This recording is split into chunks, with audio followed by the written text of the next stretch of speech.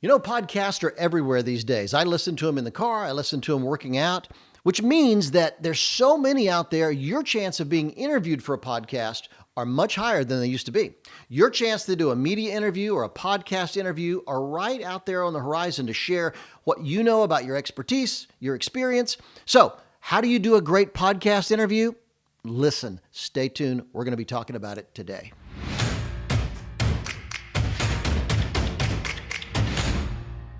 You know, podcasts are fascinating to me. When they first came out a number of years ago, it was big, but then they virtually disappeared. I mean, I never listened to podcasts for years. And then all of a sudden, relatively recently, they've just come back with a vengeance. One of the reasons I got involved in doing the podcast for me is because I got so excited about them. I started listening to podcasts when I was working out, when I'm in the car. It's just, so many cars now have Bluetooth. There's so many ways to listen to them that people are doing podcasts about just about everything. It's really interesting, which means your chances of being interviewed for a podcast or local media interview too are going way up. I mean, there's podcasts on everything these days, which means if you're a designer or a filmmaker or a leader, an executive, whatever it is you do, a teacher, coach, whatever you do, there's a chance that you could be interviewed on a podcast, which could have a huge impact on your career.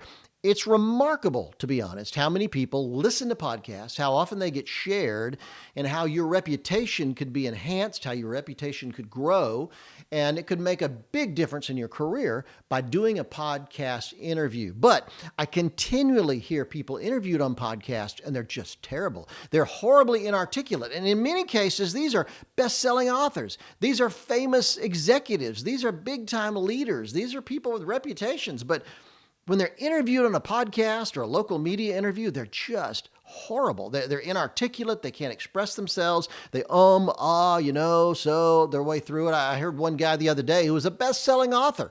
And every single answer he gave, he started with, what happened was, every single answer just drove me nuts. So I want to talk about some stuff that will help you be prepared to do a more articulate and better interview. If you ever get picked up for a podcast or an interview, I think these issues are important. Number one, you never know when an interview opportunity will happen, so it's never too early to prepare. Let me tell you something. Figure out what it is your area of expertise is and prepare a little talk. Maybe it's a Q&A kind of a thing, question and answer, but practice in your office. Get alone, get in a bedroom, get in your office, go to a city park, wherever you can find some privacy, and practice being interviewed. I practice in the car. I literally will do interviews with myself in the car, or I'll practice my talks when I'm driving. I love doing that because I'm totally private and I can just try all kind of things in the car driving around. So wherever it is, start preparing now, because if you get a call tomorrow, you're not going to have a lot of time to prep between now and then. So always be ready to go.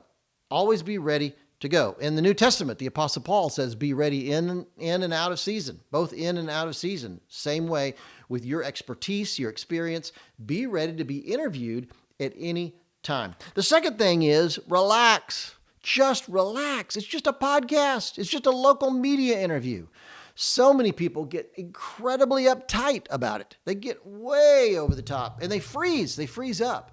I listened to a woman the other day who had written a very interesting book that I'm going to buy, but her personal interview skills were zero. I mean, she literally froze up and the guy kept asking questions over and over and over to try to get something out of her. But it was very, very difficult. So enjoy the moment. This is a chance where you can talk about something you love, something that you care about, something you've spent your life learning and researching and developing. So number two, enjoy the moment and just relax. Number three, be aware of fill-in words. I've done one of these episodes on speaking publicly, and I talk about this issue. It's no different in a podcast. In normal conversation, I'm amazed at the number of people that still say like after every single sentence in a normal conversation. Stop it.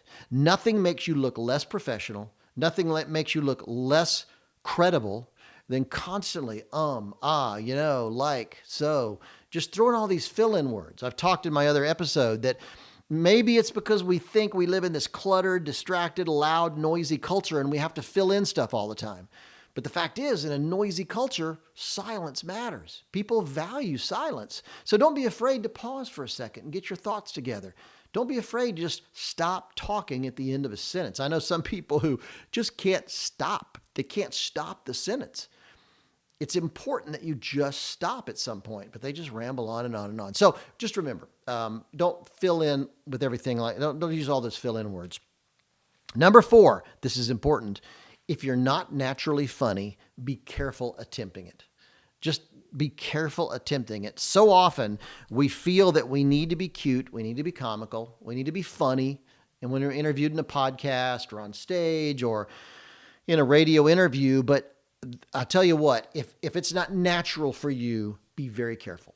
One thing I've discovered working with speakers and leaders for so many years is this is the place where people get into big trouble, because if they're not naturally funny, they will spin off into off-color jokes, something inappropriate, something just plain corny. Most people regret attempting to be funny when they're not naturally funny. Sure, it's okay to prepare a joke. It's okay to have, something, tell a funny story from your past, but just don't feel obligated.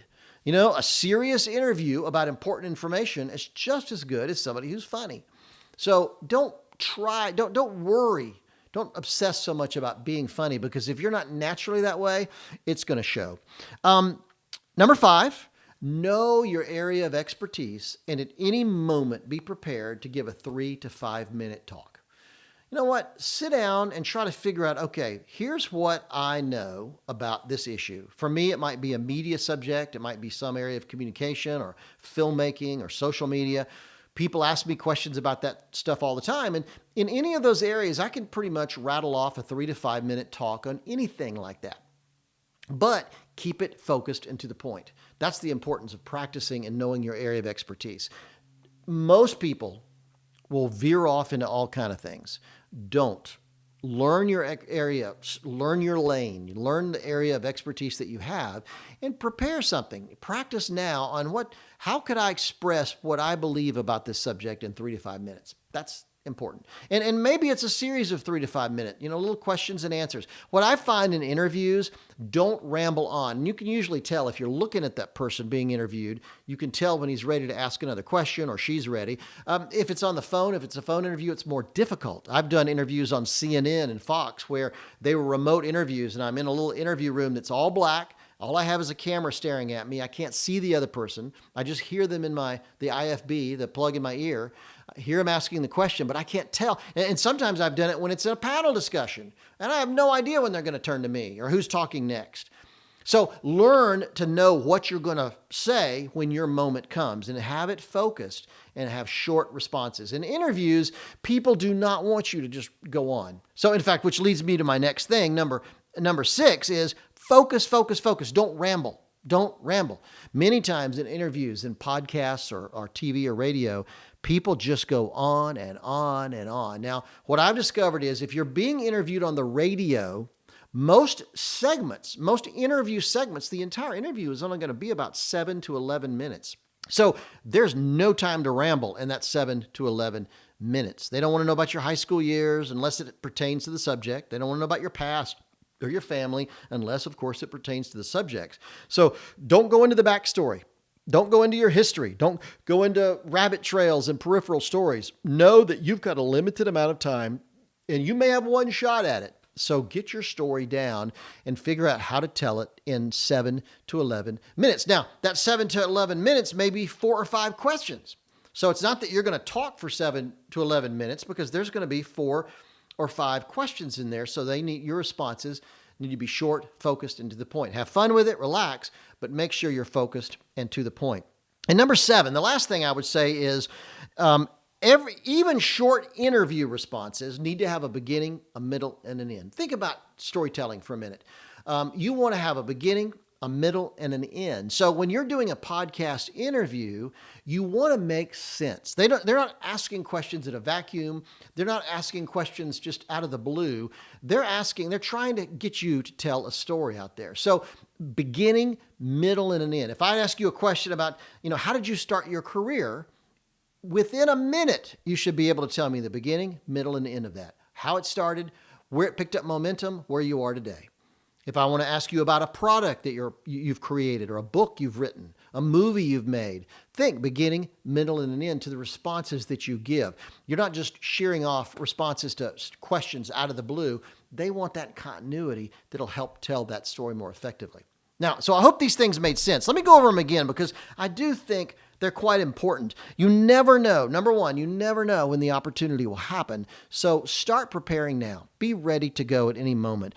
The second thing is relax, enjoy it, have some fun with it. It can be a real trip, so enjoy it. Number three, stop using fill-in words. Become more articulate.